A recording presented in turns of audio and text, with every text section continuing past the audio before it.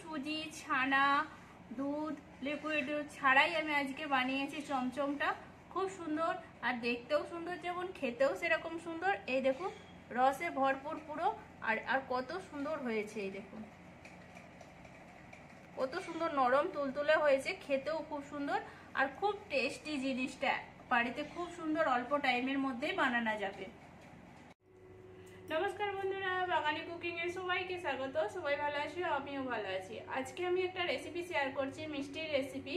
আর এই রেসিপিটা যদি খাওয়ার ইচ্ছা থাকে সবসময় ঘরেতে বানানো যাবে, যে কিছু বাইরের থেকে জিনিস নিয়ে আসতে হবে সেরকম কিছু নয়। আজকে আমি বানাচ্ছি ছানা ছাড়াই আর দুধের গুঁড়ো সুজি ছাড়াই আমি আজকে বানাচ্ছি। আর চমচম মিষ্টিটা বানাচ্ছি। কি করে বানাচ্ছি আর কি দিয়ে বানাচ্ছি না বানাচ্ছি সেটাও আপনারা দেখো। আমি এখানে কোনো দুধের গুঁড়ো প্রয়োজন করছি না পুরো, আর এখানে গুঁড়ো লিকুইড দুধও প্রয়োজন করছি না। এখানে যেভাবে বানাচ্ছি আপনারা দেখুন। চলুন দেখা যাক আজকে কি করে বানাচ্ছি। এখানে আমি আজকে ময়দা দিয়ে বানাচ্ছি। এই ময়দাটা এক বাটি নিয়েছি। যে কোনো একটা মাপ নেবেন, মাপটা নিলে সবচেয়ে ভালো বেস্ট ভালো করে বানানো যায়। আর এখানে আমি এক বাটি নিচ্ছি, আর এই বাটিটার মাপেই আমি আজকে বানাবো। এখানে এক বাটি ময়দা আমি ঢেলে নিচ্ছি। এখানে আমি পুরো ময়দাটা ঢেলে নিয়েছি। এবার এর মধ্যে আমি কিছু জিনিস অ্যাড করে নিচ্ছি। এখানে অবধি যে সকল বন্ধুরা দেখেছেন প্লিজ একটা লাইক দিয়ে দিবেন। পুরনো বন্ধুদের অসংখ্য ধন্যবাদ। নতুন বন্ধু হয়ে থাকলে আমার চ্যানেলে সাবস্ক্রাইব করে পাশে থাকবেন। এখানে আমি একটু নুন দিয়ে দিচ্ছি, একবারে অল্প করে নুন দিয়ে দিচ্ছি। অল্প নুনটা কেন দিচ্ছি, টেস্টটা খুব সুন্দর আসার জন্য। এবার আপনারা যদি না পছন্দ করেন যে মিষ্টিতে নুন দেবো না, নাও দিতে পারেন, কোনো অসুবিধা নাই, কিন্তু নুনটা দিলে টেস্টটা আরও সুন্দর আসে। এবার এখানে আমি বেকিং সোডা দিয়ে দিচ্ছি। এটা বেকিং সোডা দিয়ে দিচ্ছি। এখানে 4 চামচের মানে 1 চামচের 4 ভাগ আমি এখানে বেকিং সোডা দিয়ে দিলাম, যেটা খাবার সোডা বলে। এখানে আমি মিশিয়ে দিচ্ছি। এবার এগুলোকে আমি ভালো করে মিশিয়ে দেবো। নুন, বেকিং সোডা যেগুলো সব কিছু দিয়েছি ময়দার সাথে আমি ভালো করে মিশিয়ে নিচ্ছি আগে। এবার আমি এখানে ঘি দিয়ে দিচ্ছি। এখানে আমি 1 চামচের মতো ঘি দিয়ে দিয়েছি। এবার এই ঘি দিয়ে ভালো করে আমি ময়দাটাকে মাখিয়ে দেবো। এখানে ভালো করে ময়দাটা মাখিয়ে নিচ্ছি। আর ঘিয়ের বদলে আপনারা সাদা তেলও দিতে পারেন। ঘিটা দিলে কি হয়, ঘিটা দিলে আরও টেস্টটা বাড়ে, ওই জন্য আমি ঘি দিয়ে দিলাম। এবার যদি ঘি না দিতে চান সাদা তেল দিয়ে করলেও কোনো অসুবিধা হবে না। এখানে আমি ভালো করে মিশিয়ে নিয়েছি। আর এই দেখুন হাতে লাগানো মাত্র একটা ডেলা ভাব এসে যাচ্ছে, আর হাত লাগানো মাত্রে ভেঙে যাচ্ছে, তার মানে আমার ময়নটা পুরো পারফেক্ট হয়েছে। এখানে আমার ভালো করে ময়নটা মাখানো হয়ে গেছে। এই দেখুন এবার আমি অল্প অল্প করে জল দিয়ে দিচ্ছি। এখানে আমি একবারে জল দেবো না, আর বেশি করেও জল দেবো না। সেই বাটিটারই আমি জল নিয়েছি, 1 বাটি জল নিয়েছি। এবার আমার যতটা লাগছে আমি সেটাই দেখিয়ে দেবো। এখানে আমি ভালো করে মাখিয়ে নিচ্ছি আগে। আর এইটাকে কিন্তু খুব নরম করবো না, আর খুব শক্তভাবেও আমি এইটাকে মাখাবো না। এখানে কিন্তু আমার মাখানা হয়ে গেছে। আর জলটা কতখানি লেগেছে এই দেখুন, 1 বাটি থেকে একটুখানি সামান্য পরিমাণে জল লেগেছে। আর আমার সেরকম করে মাখানা হয়ে গেছে। এই দেখুন কতটা নরমও হয়নি আর খুব শক্তও হয়নি। আমি এরকম ভাবে বানিয়েছি। এটাকে আমি একটু ভালো করে গোল করে নিচ্ছি, নিয়ে এবার এদিকে একটু একটু করে আমি লেচি করে নেব।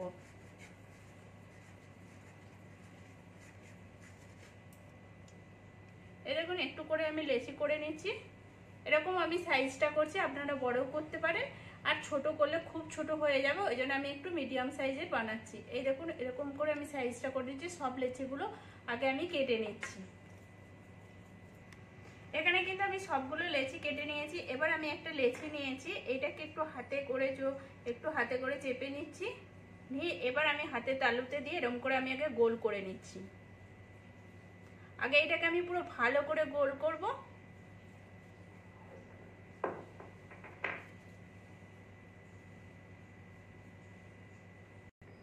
এখানে কিন্তু আমি গোল করে নিয়েছি। এবার এটাকে হালকা হাতে একটু লম্বা করে নেবো। এই দেখুন দুদিকটা একটু প্রেস করে হালকা হাতে লম্বা করে নিচ্ছি, আর এটা গোল হয়ে যাবে, খুব সুন্দর লাগবে। এই দেখুন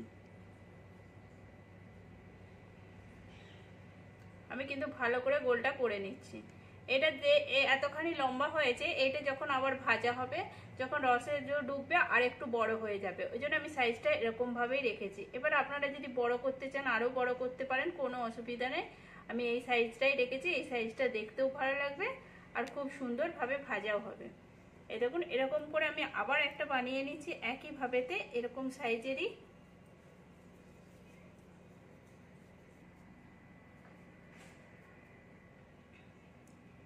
আমি আবার একটা বানিয়ে নিয়েছি একই ভাবেতে, আমি সবগুলোই কিন্তু বানিয়ে নিচ্ছি। এখানে আমি সবগুলোই বানিয়েছি, এখানে কোনোভাবে লিকুইড দুধও ব্যবহার করি না, আর এখানে গুঁড়ো দুধও ব্যবহার করি না।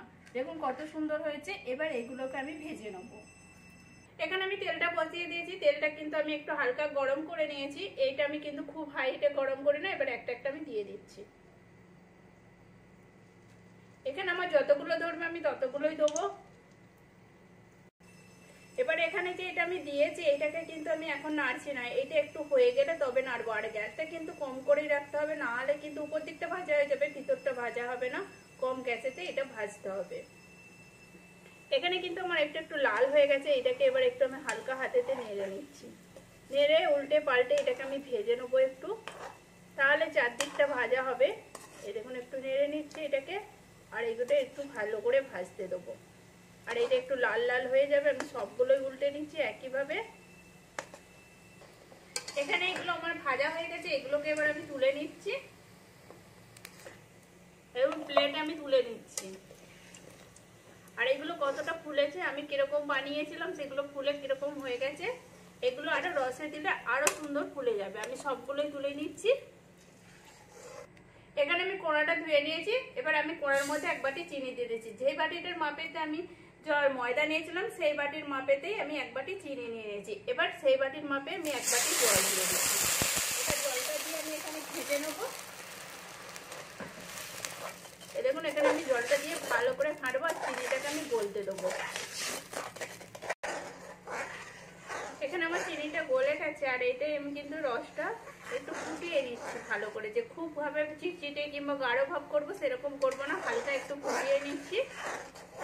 এখানে আমি গ্যাসটা বন্ধ করে দিয়েছি।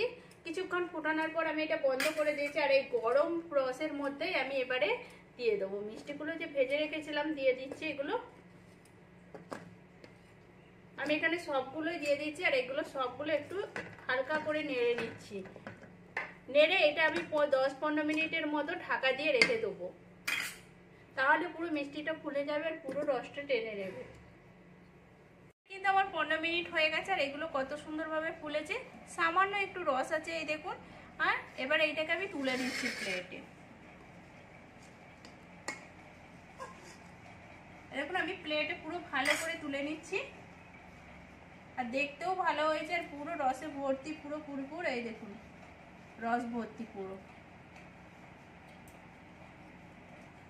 এখানে কিন্তু আমি সবগুলো তুলে নিয়েছি। আরো দোকানের মতো টেস্টি বানানোর জন্য আমি এবার এখানে অল্প করে গুঁড়ো দুধ দিয়ে দিচ্ছি, যে টেস্টটা খুব সুন্দর আসবে। আমি একটু ভালো করে দিয়ে দিচ্ছি সব উপর থেকে। এখানে আমি পুরো গুঁড়ো দুধটা দিয়ে দিয়েছি অল্প করে। দেখতেও খুব সুন্দর লাগছে দোকানের মতো। আর এটা কেমন হয়েছে সেটাও আমি দেখাচ্ছি। এই দেখুন পুরো, এই দেখুন কত সুন্দর রসে ভর্তি, পুরো নরম তুলতুলে হয়েছে, আর টেস্টিও লাগে, খুব সুন্দর খেতে লাগবে। প্লিজ আপনারাও এরকম করে বাড়িতে বানিয়ে দেখুন, আর কেমন হয়েছে সেটাও কমেন্ট করে বলবেন। ভালো লাগলে একটা লাইক করে, শেয়ার করে, সাবস্ক্রাইব করে পাশে থাকবেন। মিষ্টিগুলো খুব সুন্দর, ঘরে একবারের জন্য হলেও বানিয়ে দেখুন।